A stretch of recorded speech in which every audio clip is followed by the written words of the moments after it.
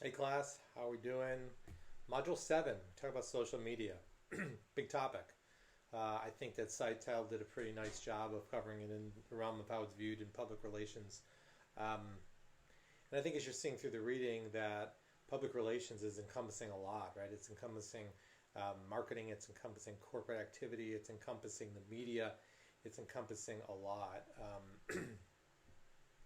The actual title, Public Relations for a course, you could break it up into 10 different courses covering different things. So it's a challenge. It's a big topic, just like social media. So just a few things. I don't want to completely reiterate what the readings were, but obviously the advent and rise of social media has created a completely new world of communication where the communicator is able to go around traditional types of media, right? Whether it's the White House or whether it's someone writing a blog from their home um, and getting enough followers to have folks listen to them.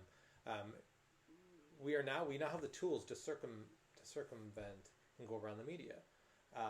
This has also affected how the media acts because the media now has to compete with this. So Seitel points this out, and that's definitely something that's been occurring. It also adds to the clutter. Okay, so a lot of times we just add more noise. So a little of both.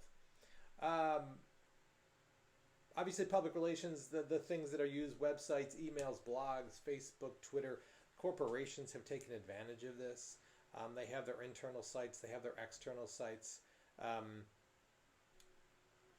how a corporation and its public relations arm rolls this out and works with this is essential. Okay, the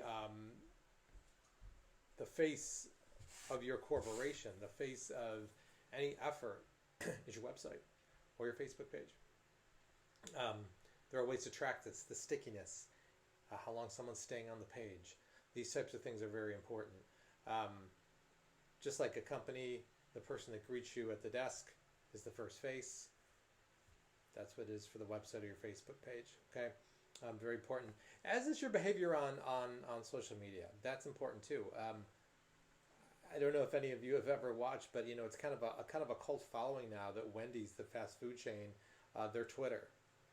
So they get on and they punk all its competition. They're constantly making fun of Burger King. They poke fun at McDonald's, but I think they run a lot of Burger King. It's pretty funny some of the things they say. Um, so get a prompt here. So something to just kind of look at as you take a look at this realm. The dark side of social media, clearly dark, lies innuendo, urban legends, just things that aren't true, are spreading all around, and that's become a problem as well. Something else that I think has been on a rise, for those of you who are comms backgrounds, you might be familiar with social comparison theory. It's Festinger's theory that we compare ourselves. Now, there's a lot more to it, but I think if you look at the communication advances in technology, this has been a prevalent case. Okay, let's go back before television and radio. Let's go back into the 1930s. Okay, 20s. Um, a person wakes up on a Saturday morning. They walk out of their home with a cup of coffee. They look across the street. They see a house just like theirs. They see their neighbor coming out that looks just like them.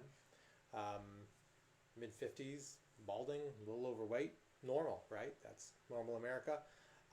Then this person comes back in, sees his wife, who's an average wife of 50 something years old, and his imperfect but lovable family.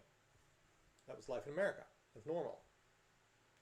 Then radio, well, radio was already there, but entertainment, television, movies came out. And Hollywood obviously figured out that the way to sell these things is not going to be average. The way to sell them is to upclick. So everyone on television was glamorous.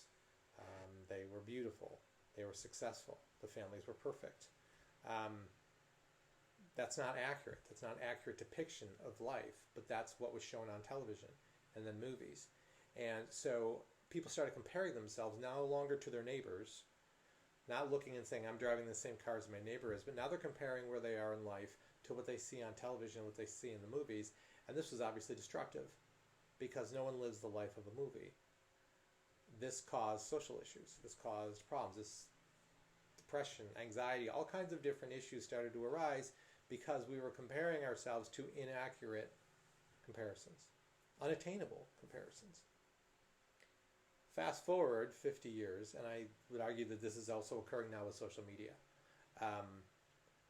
People post their high points, whether it's Facebook, whether it's Twitter, whether it's Instagram.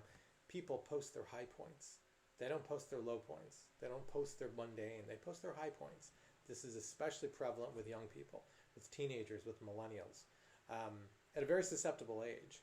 So often you'll find a high school kid on a Friday sitting home alone, bored, going through Instagram and seeing a couple of her friends posting at a party or posting on vacation. This immediately causes a negative feeling towards the person because they're comparing. What they don't see is the other 3 Fridays of that week when this person is sitting home doing nothing and the person on the Instagram looking is actually out, right? So it causes social problems. With our young people today, I would argue it causes depression. It causes anxiety. It causes this feeling like you're not good enough because you're constantly comparing via social media. But you're comparing your life to their high point. And again, that's a dangerous precedent. So something to just think about, and I see it pretty prevalent going on now with social comparison theory within social media.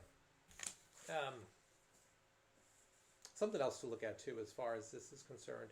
So let's take COVID for instance.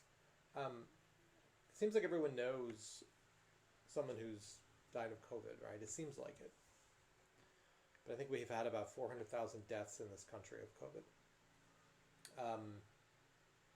Let's say in another world you had 400,000 people that were given a golden ticket and you did not have social media. Would you know anyone that had a golden ticket? Probably not. The math suggests you would not, right? Of 360 million people in this country, the math suggests that you would not know one of these people. Okay.